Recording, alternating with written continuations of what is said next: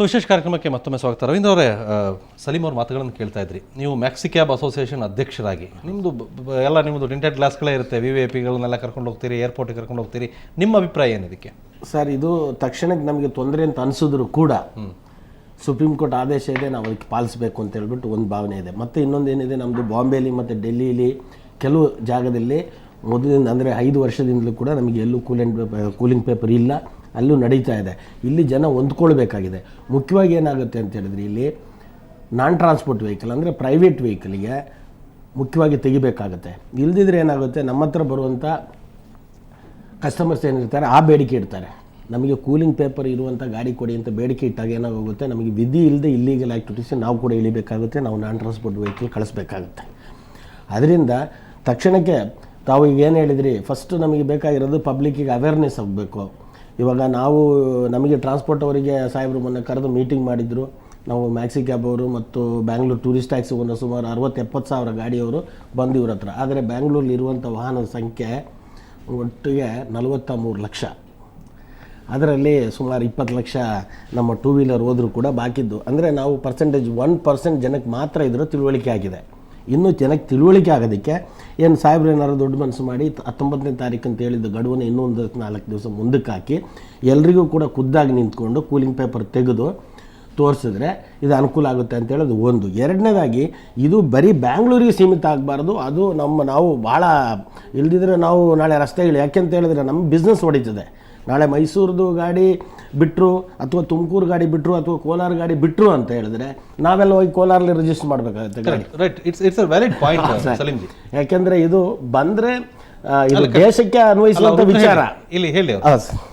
ಈಗ ಆಲ್ರೆಡಿ ಸಾರಿಗೆ ಆಯುಕ್ತರು ಇಡೀ ಕರ್ನಾಟಕದಲ್ಲಿ ಜಾರಿಗೆ ಮಾಡ್ತಾ ಇದ್ದೀವಿ ಅಂತ ಅವರು ಆಲ್ರೆಡಿ ಒಂದು ಪ್ರೆಸ್ ಸ್ಟೇಟ್ಮೆಂಟ್ ಕೊಟ್ಟಿದ್ದಾರೆ. ಈಗ ಆಲ್ರೆಡಿ ಅವರು ಕೇಸಸ್ಸು ಸಹ ಬುಕ್ ಮಾಡ್ತಾ ಇದ್ದಾರೆ. ಅಂದರೆ ಸಾರಿಗೆ ಇಲಾಖೆಯಿಂದ ಇಡೀ ರಾಜ್ಯದಲ್ಲಿ ಬೇರೆ ಬೇರೆ ಕಡೆ ಅವರು ಕೇಸಸ್ಸು ಸಹ ಬುಕ್ ಮಾಡ್ತಾ ಇದ್ದಾರೆ. ಅಂದರೆ ಇದು ಬರೀ ಬೆಂಗಳೂರು ಸಿಟಿಗೆ ಅಥವಾ ಸ್ಮಾಲ್ ಏರಿಯಾಗೆ ಅಂತ ಇಲ್ಲ, ಇದು ಸುಪ್ರೀಂ ಕೋರ್ಟ್ ಆದೇಶ ಇಡೀ ದೇಶಾದ್ಯಂತ ಇರೋದ್ರಿಂದ ಆಲ್ರೆಡಿ ಅದರ ಬಗ್ಗೆ ಕ್ರಮ ತಗೊಂಡಿದ್ದಾರೆ. ಮತ್ತು ಬೆಂಗಳೂರು ನಗರದಲ್ಲಿ ಪ್ರಶ್ನೆ ಬರೋದಿಲ್ಲ, ಯಾಕಂದರೆ ಬೇರೆ ಯಾವುದೇ ಎಲ್ಲೇ ರಿಜಿಸ್ಟ್ರೇಷನ್ ಆದರೂ ಸಹ ಬೆಂಗಳೂರಲ್ಲಿ ಸಂಚರಿಸುವಾಗ ಅದು ನಮ್ಮ ನಿಯಮ ಅಂತೂ ಇದ್ದೇ ಇದೆ. ನಾವು ಈಗ ಬೆಂಗಳೂರಿನಲ್ಲಿ ಯಾರು ಬೇರೆ ತುಮಕೂರಲ್ಲಿ ರಿಜಿಸ್ಟರ್ ಆಗಿರೋ ಗಾಡಿನಲ್ಲಿ ಸೀಟ್ ಬೆಲ್ಟ್ ಹಾಕ್ದಲೇ ಬರ್ಲಿಕ್ಕೆ ನಾವು ಬಿಡ್ತೀವ? ಇಲ್ಲ. ಅದೇ ರೀತಿ ಬೇರೆ ಕಡೆ ತಮಿಳುನಾಡಲ್ಲಿ ಬರುತ್ತಪ್ಪ ಬಂದರೂ ಸಹ ಈಗ ಕೇಸ್ ಹಾಕಿ ಹಾಕ್ತೀವಿ. ಯಾವುದೇ ಒಂದು ವೆಹಿಕಲ್ ಎಲ್ಲೇ ರಿಜಿಸ್ಟರ್ ಆಗಲಿ ಅದು ನಿಯಮ ಅಂತೂ 100 ಇರಬಾರ್ದು. ರೈಟ್. ಅದ್ರ ಜೊತೆಗೆ ಈ ಕಾನೂನುಗಳು ಹೇಳಿದೆಯಲ್ಲ, ಈ ಟ್ರಾಫಿಕ್ ಕಾನೂನುಗಳನ್ನೆಲ್ಲ ಮತ್ತು ಇತ್ತೀಚಿನ ಈ ಮೋಟಾರ್ ವಾಹನ ಕಾಯ್ದೆ, ಇದನ್ನೆಲ್ಲವನ್ನು ಸಾರ್ವಜನಿಕರ ಮೇಲೆ ಹೇರಲಾಗ್ತಾ ಇದೆ.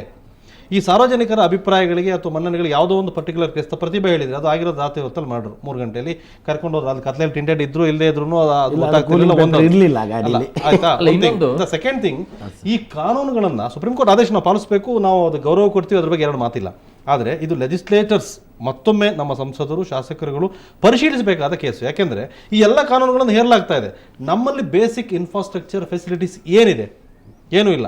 ನಮ್ಮಲ್ಲಿ 150-125 ಕೋಟಿ ಜನಸಂಖ್ಯೆ ಇದ್ದೀವಿ, ನಮಗೆ ಬೇಕಾದ ಫೆಸಿಲಿಟೀಸ್ ಇಲ್ಲ. ಆದರೆ ನಮ್ಮ ಕಾನೂನುಗಳೆಲ್ಲ ಅಮೇರಿಕಾ, ಫ್ರಾನ್ಸು, ಜರ್ಮನ್ ಅಂತ ಮುಂದುವರೆದ ಮತ್ತು ಅತಿ ಮುಂದುವರೆದ ದೇಶಗಳ ಕಾನೂನು ನಾವು ಅಳವಡಿಸ್ಕೋಬೇಕು, ಅದನ್ನು ಯಶಸ್ವಿಯಾಗಿ ಇಂಪ್ಲಿಮೆಂಟ್ ಮಾಡಬೇಕು ಅಂತ ತಮ್ಮ ಅಧಿಕಾರಿಗಳು ತಾವು ಹೊರಡ್ತೀರಿ. ತಾವು ಅನಿವಾರ್ಯ ಮಾಡಲೇಬೇಕಾದ ಕಾರಣ ಅಂದರೆ ಒಬ್ಬ ಕಾಮನ್ ಮ್ಯಾನ್ ಆಗಿ ಯೋಚನೆ ಮಾಡಿದಾಗ ಈ ಕಾನೂನುಗಳನ್ನೆಲ್ಲ ಹೇರಲಾಗ್ತಾ ಇದೆ ಜನರು ಸಾಮಾನ್ಯರ ಮೇಲೆ ಅನ್ಸಲ್ವಾ ಸಲೀಂ? ಇಲ್ಲ, ಅದು ಮಿಯೋಪಿಕ್ ಇದೆ. ಅಂದರೆ ಬಹಳ ಶಾರ್ಟ್ ಸೈಟೆಡ್ ನಾವು ಯೋಚನೆ ಮಾಡಿದ್ರೆ ಆ ರೀತಿ ಕಾಣಬಹುದು. ಬಟ್ ಏನಾಗಿದೆ, ಯಾವುದೇ ಒಂದು ವಾಹನ ಅಂದರೆ ಅದರ ತಯಾರಿಕೆ ಬಗ್ಗೆ ಅದು ಇಡೀ ಪ್ರಪಂಚದಲ್ಲಿ ಒಂದು ಇಂಟರ್ನ್ಯಾಷನಲ್ ಮೋಟಾರ್ ಕೋಡ್ಸ್ ಅಂತ ಇರ್ತದೆ. ಅದರ ಪ್ರಕಾರನೇ ಕಾನೂನುಗಳು ಇರೋದು. ಎಲ್ಲ ದೇಶಗಳಲ್ಲಿ ಅದೇ ಥರ ಇದೆ. ಈಗ ನಮ್ಮ ಗಾಡಿನಲ್ಲಿ ಟೈರ್ ಯಾವ ಥರ ಇರಬೇಕು, ಚಾಸಿ ಯಾವ ಥರ ಇರಬೇಕು, ಗಾಡಿದ ವಿಡ್ತ್ ಎಷ್ಟು ಇರಬೇಕು, ಸ್ಟೇರಿಂಗ್ ಹೇಗಿರಬೇಕು, ಗ್ಲಾಸ್ ಹೇಗಿರಬೇಕು, ಇದೆಲ್ಲ ರೂಲ್ಸ್ ನಮೂದಿಸಿರುವಂಥದ್ದು ನಮ್ಮ ಮೋಟರ್ ವೆಹಿಕಲ್ಸ್ ಆ್ಯಕ್ಟಲ್ಲಿ ಏನಿದೆ. ಇದು ಬೇರೆ ದೇಶದ ಮೋಟರ್ ವೆಹಿಕಲ್ ಆ್ಯಕ್ಟ್ಸಲ್ಲೂ ಸಹ ಅದೇ ಥರ ಇರ್ತದೆ. ಯಾಕಂದರೆ ಇದು ಕಾಮನ್ ಇದಿರ್ತದೆ. ಅಂದರೆ ಬರೀ ಇಂಡಿಯಾ ದೇಶದಲ್ಲಿ ತಯಾರಿಕೆ ಆಗ್ತಾ ಇರುವ ವಾಹನಗಳು ಬೇರೆ ಥರ ಅಥವಾ ಬೇರೆ ದೇಶದಲ್ಲಿ ಆ ಥರ ಇಲ್ಲ. ನೀವು ಎಲ್ಲಾದರೂ ನೋಡಿ, ಮರ್ಸಿಡೀಸ್ ಕಾರ್ ಅಂದರೆ ಮರ್ಸಿಡೀಸ್ ಕಾರ್ ಅದೇ ಥರ ಇರ್ತದೆ. ನಿಮ್ಮ ಜರ್ಮನಿನಲ್ಲೂ ಅದೇ ಥರ, ಅಲ್ಲಿ ಮ್ಯಾನುಫ್ಯಾಕ್ಚರ್ ಆಗೋದು ಜಾಸ್ತಿ, ಅಲ್ಲೇ ಅಲ್ಲಿಯೂ ಅದೇ ಥರ ಇರ್ತದೆ, ಇಂಡಿಯಾದಲ್ಲೂ ಅದೇ ಥರ ಇರ್ತದೆ ಮತ್ತು ಅಫ್ಘಾನಿಸ್ತಾನದಲ್ಲೂ ಅದೇ ಥರ ಇರ್ತದೆ. ಬಟ್ ಸಮಸ್ಯೆ ಏನಂದರೆ, ಈಗ ರೂಲ್ಸೂ ಸಹ ಅದೇ ಥರ ಇದೆ. ರೂಲ್ಸೂ ಇದು ನಾರ್ಮಲಿ ಅದೇ ಥರ ಇರ್ತದೆ. ಯಾಕಂದರೆ ಇದು ಇಂಟರ್ನ್ಯಾಷನಲ್ ಕೋರ್ಟ್ ಥರ ಇರ್ತದೆ ಅದು. ಈಗ ನಾವು ಪಾಲನೆ ಮಾಡಿಲ್ಲ ಅಂದರೆ ಏನಾಗುತ್ತೆ, ನಮ್ಮ ಒಂದು ರೀತಿಯಲ್ಲಿ ನಾವು ಎಲ್ಲೋ ಒಂದು ಕಡೆ ಹಾಫ್ ಹಾರ್ಟೆಡ್ ಕೆಲಸ ಮಾಡ್ತಾ ಇದ್ದೀವಿ ಅಂತ ಅರ್ಥ ಆಗುತ್ತೆ. ಈಗ ನೀವು ನೋಡ್ತಿರಬಹುದು, ಈಗ ಬೆಂಗಳೂರು ನಗರದಲ್ಲಿ ಸ್ವಲ್ಪ ಶಿಸ್ತಿದೆ, ಅಂದರೆ ಸ್ವಲ್ಪ ಜನ ಆಲ್ಮೋಸ್ಟ್ ಎವ್ರಿಬಡಿ ಹೆಲ್ಮೆಟ್ ಹಾಕ್ಕೊಂಡು ಹೋಗ್ತಾರೆ, ಮತ್ತು ಯಾರು ಟ್ರಿಬಲ್ ರೈಡಿಂಗ್ ಹೋಗೋದಿಲ್ಲ, ಮತ್ತು ಯಾರು ಬಸ್ಸಲ್ಲಿ ಹೋಗುವಾಗ ನೇತಾಡ್ಕೊಂಡೆಲ್ಲ ಯಾರೂ ಹೋಗೋದಿಲ್ಲ ಅಂತ ಪರಿಸ್ಥಿತಿ ಬೆಂಗಳೂರಿನಲ್ಲಿದೆ. ಅದೇ ಸ್ವಲ್ಪ ಬೇರೆ ನಾರ್ತ್ ಯಾವುದಾದ್ರು ಸಿಟಿನಲ್ಲಿ ನೋಡಿ, ಅಲ್ಲಿ ಯಾವುದು ಹೆಲ್ಮೆಟ್ ರೂಲ್ ಇರೋದಿಲ್ಲ, 3 ಜನ 4 ಜನ ಹೋಗ್ತಾ ಇರ್ತಾರೆ. ಮತ್ತೆ ಅದೇ ರೀತಿ ಹೆಲ್ಮೆಟ್ ಕಡ್ಡಾಯ ಆಗಿದೆ. ಯಾವ ರೀತಿ ಹೆಲ್ಮೆಟ್ಗಳನ್ನು ಧರಿಸ್ತಾ ಇದ್ದಾರೆ ಅಂತ ಹೇಳ್ಬಿಟ್ಟು ಅಧಿಕಾರಿಗಳಾಗಿ ಬಹಳ ಮುಖ್ಯ. ಹೆಲ್ಮೆಟ್ ಹಾಕಿದ್ರು ಸಹಾಯ ಅಂತ ಹೆಲ್ಮೆಟ್ಗಳನ್ನ ಹಾಕೋತಾರೆ. ಇಲ್ಲ, ಆ ಥರ ಇಲ್ಲ. ಈಗ ಹೆಲ್ಮೆಟ್ ಬಗ್ಗೆ ನಾವು ಈಗ 2006ನೇ ಇಸ್ವಿನಲ್ಲಿ ಒಂದು ದೊಡ್ಡ ಕ್ಯಾಂಪೇನ್ ಮಾಡಿದ್ದು, ಹೆಲ್ಮೆಟ್ ಕಂಪಲ್ಸರಿ ಮಾಡಿಸಿದ ಮೇಲೆ ಅದು ಯಾವ ರೀತಿ ಅದನ್ನು ಇಂಪ್ಲಿಮೆಂಟ್ ಮಾಡಬೇಕು ಅಂತ. ಆವಾಗೂ ಸಹ ಭಾಳಷ್ಟು ಇದೇ ರೀತಿ ಮಾತುಗಳು ಬಂದಿತ್ತು. ಹೆಲ್ಮೆಟ್ ಹಾಕಿದರೆ ಕೂಲ್ ಹೋಗಿಬಿಡ್ತದೆ, ಹೆಲ್ಮೆಟ್ ಹಾಕ್ಕೊಂಡ್ರೆ ಸ್ವಲ್ಪ ಸೆಕೆ ಜಾಸ್ತಿ ಆಗುತ್ತೆ, ಯಾವ್ಯಾವುದೋ ಕಾಯಿಲೆಗಳು ಬರ್ತವೆ, ಇದರ ಸಮಸ್ಯೆಗಳು ಭಾಳ ಅವಾಗ ಹೇಳಿದರು. ಬಟ್ ಆದರೂ ಸಹ ಅವಾಗ ನಾವು ಕನ್ವಿನ್ಸ್ ಮಾಡೋದು ಜನಗಳಿಗೆ, ಹೌದು ನೋಡಿ ಇದರಿಂದ ಅನುಕೂಲತೆಗಳು ಎಷ್ಟಿದೆ, ಅನಾನುಕೂಲತೆ ಎಷ್ಟಿದೆ ಹಾಕ್ತಾರೆ ಅಂತಂದ್ರೆ ಕನ್ವಿನ್ಸ್ ಆಗುತ್ತೋ ಇಲ್ಲೋ ಈಗ ಬಳಸಲಿಲ್ಲ. ಆ ಥರ ನಮ್ಮ ಸಮಸ್ಯೆ ಏನಾಗಿದೆ ಅಂದರೆ, ನಾವು ಎರಡು ದೇಶದ ಉದಾಹರಣೆ ಕೊಡ್ತೀನಿ ನಾನು. ಪಾಶ್ಚಿಮಾತ್ಯ ದೇಶಗಳಲ್ಲಿ ಜನ ಯಾವುದೂ ಅಲ್ಲಿ ದಂಡ ಹಾಕೋದಿಲ್ಲ, ಯಾರು ಪೊಲೀಸರು ರೋಡಲ್ಲಿ ಇರೋದಿಲ್ಲ, ಆದರೂ ಜನ ಸ್ವಯಂ ಪ್ರೇರಿತವಾಗಿ ಸೆಲ್ಫ್ ಡಿಸಿಪ್ಲಿನ್ ಆಗಿ ಬಟ್ ಬಹಳ ಕಡಿಮೆ ಸೆಲ್ಫ್ ಡಿಸಿಪ್ಲಿನ್ ತುಂಬ ಜಾಸ್ತಿ ಅಲ್ಲಿ. ಜನ ಸ್ವಯಂ ಪ್ರೇರಿತವಾಗಿ ಎಲ್ಲ ಕಾನೂನನ್ನ ಪಾಲನೆ ಮಾಡ್ತಾರೆ. ಅದೇ ಗಲ್ಫ್ ಕಂಟ್ರೀಸಲ್ಲೂ ಸಹ ಎಲ್ಲರೂ ಕಾನೂನು ಪಾಲನೆ ಮಾಡ್ತಾರೆ. ಯಾಕೆ ಮಾಡ್ತಾರೆ ಅಂದರೆ ಸ್ವಲ್ಪ ಅಲ್ಲಿ ಕಠಿಣವಾದ ಕಾನೂನುಗಳು, ಶಿಕ್ಷೆ ಜಾಸ್ತಿ ಕಠಿಣವಾಗಿರ್ತದೆ, ಅದರಿಂದ ಪಾಲನೆ ಮಾಡ್ತಾರೆ. ಅಂದರೆ ಒಂದು ಕಡೆ ಸೆಲ್ಫ್ ಡಿಸಿಪ್ಲಿನ್ ಇರುವಂಥ ಇಂಥದ್ದು ಕೊಯರ್ಸಿವ್ ಮೆಷರು, ಒಂದು ಸೆಲ್ಫ್ ಡಿಸಿಪ್ಲಿನಿಂದ ಜನ ಎಲ್ಲ ಪಾಲನೆ ಮಾಡ್ತಾರೆ, ಕಾನೂನು ಪಾಲನೆ ಮಾಡೋದು. ಇನ್ನೊಂದು ಕಡೆ ಕೊಯರ್ಸಿವ್ ಮೆಷರ್ಸಿಂದ. ಬಟ್ ನಮ್ಮಲ್ಲಿ ಏನಾಗಿದೆ, ಸ್ವಲ್ಪ ಎರಡೂ ಇಲ್ಲ. ಒಂದು ಸೆಲ್ಫ್ ಡಿಸಿಪ್ಲಿನ್ ಕಡಿಮೆ ಇದೆ, ಅದರ ಜೊತೆಗೆ ಡಿಸಿಪ್ಲಿನ್ ಇಲ್ಲ, ಅದರ ಜೊತೆಗೆ ಅವರಿಗೆ ಬೇಕಾದ ಎಲ್ಲ ಫೆಸಿಲಿಟೀಸ್ ಇದೆ ಅಲ್ಲಿ.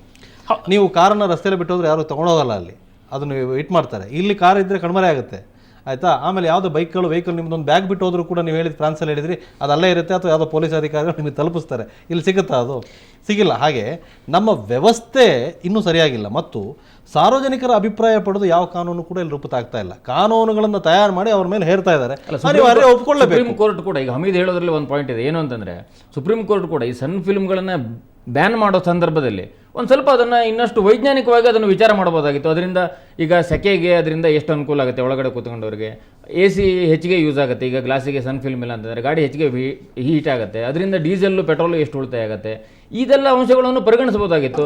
ಎಷ್ಟು ಪರ್ಸೆಂಟೇಜ್ ಯೂಸ್ ಮಾಡಬಹುದು, ಒಳಗಡೆ ಕಾಣೋ ಥರ ಯೂಸ್ ಮಾಡಬಹುದು, ಈ ಥರದ್ದು ಕೊಡಬಹುದಾಗಿತ್ತು. ಎಲ್ಲ ಹಾಕಲೇಬೇಡಿ ಅಂತ ಒಟ್ಟಾರೆ ಎಲ್ಲ ಕಾನೂನು ಆಗಿ ಇಷ್ಟು ದಿವಸ ಆಗಿ ಅದೀಗ ಅಂತಿಮ ಘಟ್ಟಕ್ಕೆ ಬಂತಂದಿದ್ರು ನಮ್ಮ ಸಂಸದರು ನಮ್ಮ ಆಳ್ತಾ ಇದ್ದವ್ರಿಗೆ ಗೊತ್ತೇ ಇಲ್ಲ ಇನ್ನಿರೋದು. ಇಲ್ಲ, ಆ ಥರ ಅವ್ರು ಇದನ್ನು ಮಾತಾಡಬೇಕಾಗಿದ್ದು ಆ ಥರ ಇಲ್ಲ ನಮ್ಮ ಪರವಾಗಿ. ಈಗ ತಾವು ಈ ಜಜ್ಮೆಂಟ್ ನೋಡಿದಾಗ ಅದರಲ್ಲಿ ಎಲ್ಲ ವಿಷಯಗಳನ್ನು ಆಳವಾಗಿ ಅವರು ವಿವರಣೆ ಮಾಡಿದ್ದಾರೆ. ಘನ ಸುಪ್ರೀಂ ಕೋರ್ಟ್ ಅದ್ರ ಬಗ್ಗೆ ತುಂಬಾ ಆಳವಾಗಿ, ಅಂದರೆ ಇದು ಒಂದೇ ದಿವಸ ಒಂದೇ ಹಿಯರಿಂಗಲ್ಲಿ ಅಥವಾ ಕೊಟ್ಟಿರುವಂಥ ಜಜ್ಮೆಂಟ್ ಇಲ್ಲ. ಎಲ್ಲ ಅಂದರೆ ವಿವಿಧ ಏನು ಅಭಿಪ್ರಾಯಗಳನ್ನು ಸಂಗ್ರಹಿಸಿ ಅದನ್ನು ಒಳ್ಳೆಯ ಜಜ್ಮೆಂಟ್ ಕೊಟ್ಟಿದ್ದಾರೆ. ಬಹಳ ಮುಖ್ಯವಾಗಿ ಏನಂದರೆ the essence or spirit behind the law. ಈಗ ಕಾನೂನಿನಲ್ಲಿ 1989ನಲ್ಲಿ ಇದು ಬಂತು, ಮೋಟರ್ ವೆಹಿಕಲ್ಸ್ ಆ್ಯಕ್ಟ್ ಮತ್ತು ಮೋಟರ್ ವೆಹಿಕಲ್ ರೂಲ್ಸು. ಆವಾಗ ಏನು ಫಿಲಾಸಫಿ ಇತ್ತು ಇದನ್ನು ರೂಲ್ಸ್ನ ಅಳವಡಿಸ್ಲಿಕ್ಕಾಗಿ, ಸೊ ಆ ಫಿಲಾಸಫಿ ಬಗ್ಗೆ ಅವರು ಭಾಳ ಕರೆಕ್ಟಾಗಿ ಇದೊಂದು ನಿರ್ಣಯ ಕೊಟ್ಟಿದ್ದಾರೆ. ಆ್ಯಂಡ್ ಮೋರೋವರ್ ಇದು ನಾನು ನಮ್ಮ ತಪ್ಪು ಅಂತ ನಾನು ತಿಳ್ಕೊಳ್ತೀನಿ. ಯಾಕಂದರೆ ಇಷ್ಟು ದಿನ ನಾವು ಇದು ಇಂಪ್ಲಿಮೆಂಟ್ ಮಾಡಿರಲಿಲ್ಲ, ಆ್ಯಕ್ಚುಲಿ ಮಾಡಬೇಕಾಗಿತ್ತು, ಅದು ಮಾಡಿರಲಿಲ್ಲ. ಬಟ್ ಈಗ ಅಟ್ಲೀಸ್ಟ್ ಈಗ ಆನರಬಲ್ ಸುಪ್ರೀಂ ಕೋರ್ಟ್ ಒಂದು ನಿರ್ದೇಶನ ಕೊಟ್ಟಿರೋದ್ರಿಂದ ಈಗ ಒಂದು ಪ್ರಯತ್ನ ಮಾಡಬೇಕೀಗ. ಮೋಟರ್ ವೆಹಿಕಲ್ ಆಕ್ಟ್ ಮಾಡಿದ್ದಕ್ಕೂ ಈಗಿಗೂ ತುಂಬಾ ವ್ಯತ್ಯಾಸಗಳಾಗಿದೆ. ಗಾಡಿಯ ತಂತ್ರಜ್ಞಾನದಲ್ಲಿ ಇರ್ಬೋದು, ನಮ್ಮ ಜನಜೀವನದಲ್ಲಿ ಇರ್ಬೋದು, ಅದನ್ನ ನಾವು ಯಾಕೆ ಪರಿಗಣಿಸಲ್ಲ ಅಂತ ನಾನು ಹೇಳೋದು. ಅದೇ ಕಾನೂನನ್ನು ಹಿಡ್ಕೊಂಡಿರ್ಬೇಕು ಅಂತಿದ್ಯಾ ನಾವು, ಸುಪ್ರೀಂ ಕೋರ್ಟ್ ಕನ್ಸಿಡರ್ ಮಾಡಬಹುದಾಗಿತ್ತಲ್ಲ ಅಂತ. 2011 ಸುಂದರಂ ಕಮಿಟಿ ರಿಪೋರ್ಟ್ ಇನ್ನೂ ಹೊರಗಡೆ ಬಂದಿಲ್ಲ, 430 ಪೇಜ್ ರಿಪೋರ್ಟ್ ಇನ್ನೂ ಹೊರಗಡೆ ಬಂದಿಲ್ಲ. 1936 motor vehicle act still running. 1988 ಒಂದು ಮೋಟರ್ ವೆಹಿಕಲ್ ಆಕ್ಟ್ ಬಂದಿದೆ, ಅದು ಹಾಗೆ ಕಂಟಿನ್ಯೂ ಆಗ್ತದೆ. ಬರ್ತಾನೆ ಇರಲಿಲ್ಲ, ಯಾಕೆಂದ್ರೆ ಅವಾಗ ಕಿಟಕಿ ಗ್ಲಾಸ್ ಹಾಕೋ ಪ್ರಶ್ನೆನೇ ಇರಲಿಲ್ಲ, ಎಸಿನೇ ಇಲ್ಲ ಬಹಳಷ್ಟು ಗಾಡಿಗಳಿಗೆ. ಶಾಸನ ಮಾಡುವವರು ಶಾಸನ ಮಾಡ್ತಾ ಇಲ್ಲ, ಈಗ ನ್ಯಾಯಾಲಯಗಳು ಮಾಡ್ತಾ ಇರೋ ಕಾನೂನನ್ನು ನಾವು ಇಂಪ್ಲಿಮೆಂಟ್ ಮಾಡ್ತಾ ಇದ್ದೀವಿ. ಪ್ರಜಾಪ್ರಭುತ್ವನೇ ಇಲ್ಲ ಸರ್, ಎಲ್ಲ ವ್ಯವಸ್ಥೆಯಲ್ಲಿ ಶಾಸನ ರಚನೆ ಮಾಡೋರು ಅದನ್ನು ಮರ್ತ್ಬಿಟ್ಟಿದ್ದಾರೆ. ಸೊ ಉಳಿದು ನ್ಯಾಯಾಲಯಗಳ ಆದೇಶಗಳನ್ನು ಪಾಲಿಸಬೇಕಾದ ಅನಿವಾರ್ಯತೆಯಲ್ಲಿ ಮತ್ತು ಅದನ್ನು ಗೌರವಿಸಬೇಕು. ನಮ್ಮದೇ ವ್ಯವಸ್ಥೆ, ಇದು ನಮ್ಮದೇ ನ್ಯಾಯಾಂಗ ವ್ಯವಸ್ಥೆ. ಆ ಅನಿವಾರ್ಯ ಸ್ಥಿತಿಯಲ್ಲಿ ನಾವು ಸಾರ್ವಜನಿಕರು ಸಿಲುಕೊಂಡಿದ್ದೀವಿ. ಈಗ ಅದನ್ನು ಪಾಲಿಸಲೇಬೇಕು. ಅಧಿಕಾರಿಗಳೆಲ್ಲ ಬಿಡಲ್ಲ, ದಂಡ ಹಾಕ್ತಾರೆ, ಇವ್ರ ಜೊತೆ ಫೈಟ್ ಮಾಡಿದ್ರೆ ಕೇಸ್ ಹಾಕ್ತಾರೆ. ಅಲ್ಲ, ಸಾಹೇಬ್ರು ಹೇಳಿದ್ರು ಸುಪ್ರೀಂ ಕೋರ್ಟ್ ಇವಾಗ ಒಂದು ನೀವು ಹೇಳಿದಾಗೆ ಸರ್ ಏನು ಅಂತ ಹೇಳಿದ್ರೆ ಒಂದು ರೆಕಗ್ನೈಸ್ಡ್ ಅಸೋಸಿಯೇಷನ್ ಇರುತ್ತೆ, AMTC, all India motor transport Congress, ಕೆಲವಾರು ಸಂಘಟನೆಗಳಿದೆ ನ್ಯಾಷನಲ್ ಲೆವೆಲಲ್ಲಿ. ಯಾವುದೇ ಒಂದು ಸಂಘಟನೆಗಾಗಲಿ ಅಥವಾ ಜನಕ್ಕಾಗಲಿ ಅವರೊಂದು ಪತ್ರ ಬರೆದು ಈ ಥರದೊಂದು ಆರ್ಡ್ರ್ ಆಗ್ತಾ ಇದೆ ಅಂತ ಹೇಳೋದು ಯಾರು ಗಮನಕ್ಕೂ ಇಲ್ಲ. ಏಕಾಏಕಿ ಇದು ಆರ್ಡ್ರ್ ಆಗಿಬಿಟ್ಟಿದೆ. ಇದು ಯಾರು ಒಂದು ಪಿಟಿಷನರ್ ಇರ್ತಾರೆ, ಒಬ್ರು ಆ ಕಡೆ ಇರ್ತಾರೆ, ಒಬ್ರು ಈ ಕಡೆ ಇರ್ತಾರೆ, ಇಷ್ಟೇ ಗೊತ್ತಿರುತ್ತೆ. ಕೊನೆಗೆ ಆರ್ಡ್ರ್ ಬಂದಾಗ ಅಧಿಕಾರಿಗಳಿಗೆ ಮಾತ್ರ ಗೊತ್ತಾಗುತ್ತೆ. ಮೊದಲೇ ನೀವು ಹೇಳಿದಾಗೆ ಜನಕ್ಕೆ ಗೊತ್ತಾಗಬೇಕು ಅಂದರೆ ಮೊದಲೇ ಈ ಸಂಘಟನೆಗಳನ್ನ ಕರೆದು ಅದ್ರ ಬಗ್ಗೆ ಚರ್ಚೆ ಮಾಡಿದ್ರು. ಮೋಟರ್ ವೆಹಿಕಲ್ ಆ್ಯಕ್ಟಿಗೆ ಇಲ್ಲಿವರೆಗೂ ನಮ್ಮ ಯಾವುದೇ ಸಂಘಟನೆ ಸೇರಿಸ್ಕೊಂಡಿರಲಿಲ್ಲ. ಇವು 2010ರಲ್ಲಿ ನಮ್ಮನ್ನು ಸೇರಿಸ್ಕೊಂಡ್ರು. ಅದರಲ್ಲಿ ನಮ್ಮ ಮಾನ್ಯ ಭಾಸ್ಕರ್ ರಾವ್ ಅವರು ಕೂಡ ಆ ಕಮಿಟಿಲಿದ್ದಾರೆ. ಹೀಗೆ ಆ ಕಮಿಟಿ ಅಂತೇಳಿ ಮಾಡಿ ಬಂದಾಗ ನೋಡಿ ಅದು ಸ್ವಲ್ಪ ತಡ ಆದರೂ ಕೂಡ ಸರಿಯಾಗಿ ಬರುತ್ತೆ, ಜನಕ್ಕೆ ಅನುಕೂಲ ಆಗುವ ರೀತಿಯಲ್ಲಿ ಅದು ಆ್ಯಕ್ಟ್ ಬರುತ್ತೆ.